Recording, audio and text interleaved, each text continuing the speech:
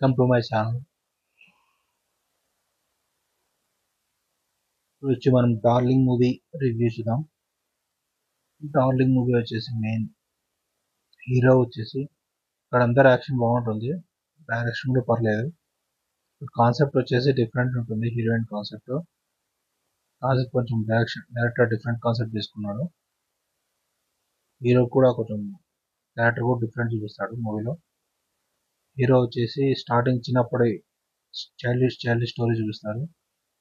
చిన్నప్పుడు ఒక class teacher తన ఏమేంటి అంటే తనతో పాటు ఒక సుహాస్ క్యారెక్టర్ చూపిస్తారు. సుహాస్ వచ్చేసి తన మ్యారేజ్ చేసుకొని ప్యారిస్కి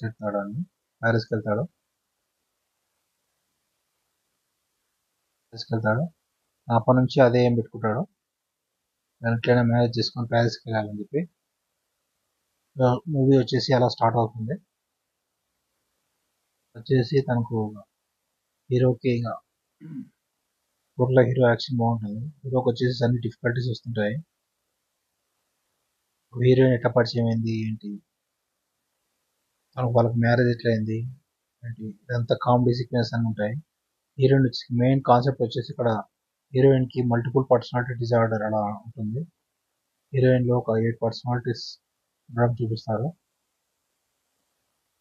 లాస్ట్ కు హీరోయిన్ కలుస్తారా లేదా అంత మూవీలో చూడండి.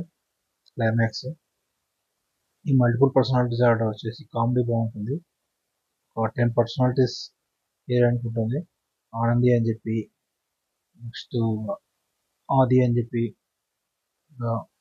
చైల్డిష్ క్యారెక్టర్ అని ఒకటి, ఇలా 4-5 పర్సనాలిటీస్ ఉంటాయి. ఆ పర్సనాలిటీస్ అన్ని ఇంకా హీరోయిన్ నుంచి దూరం చేయాలని చెప్పి అంటారు. లాస్ట్ హీరోయిన్ నేమ్ లాస్ట్ తెలుస్తుంది, అసలు రియల్ నేమ్ హీరోకి తెలియదు. తన ఒరిజినల్ తన పేరెంట్స్ ఏంటి అనేది లాస్ట్ హీరోయిన్ గురించి తెలుస్తుంది. టోటల్ మూవీ వచ్చేసి పర్లేదు, average. Subscribe to my channel to see the movie reviews.